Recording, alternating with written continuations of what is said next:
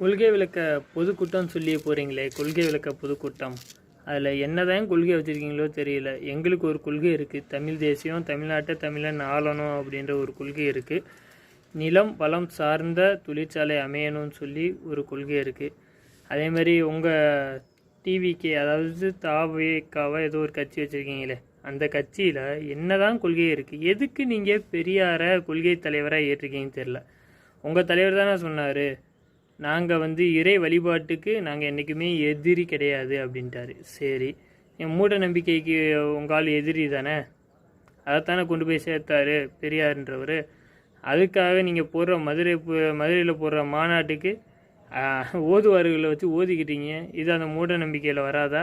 ஐயோ, என்னதான் கொள்கை கொள்கை அதாவது எல்லா பேரும் ரசிகனாக இருக்கலாம், விஜய் எனக்கும் பிடிக்கும் தான், ரசிகனாக இருக்கலாம். அதுக்குன்னு ஒரு தலைவன் உருவாகிறதுக்கு பல யுகங்கள் வேணும் அப்படின்னு சொல்லி உங்கள் தலைவரே சொல்லியிருக்காரு விஜய் ஒரு படத்தில். அப்படி பல யுகங்கள், அதாவது ஒரு தேர்தலை கூட சந்திக்காமல் எடுத்தோன்னே முதலமைச்சர் ஆகணும் அப்படின்னா எப்படி முடியும்? அவர் மக்களுக்கு என்ன பண்ணியிருக்காரு சொல்லுங்கள். 4 உதவி பண்ணால் சரியாக போச்சா?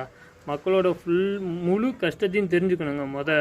ஒரு ஆஸ்பத்திரியில் போனால் மக்கள் என்ன கஷ்டப்படுறான், ஒரு ரேஷன் கடைக்கு போனால் அங்கே மக்கள் என்ன கஷ்டப்படுறான், சாலை வசதி ஒழுங்காக இருக்கா, எல்லாமே முதல்ல தெரிஞ்சுக்கணும்.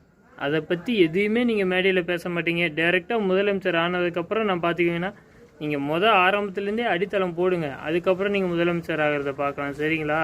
சும்மா எடுத்தோடனே தற்கொலைத்தனமாலாம் பேசிகிட்டு இருக்கக்கூடாது.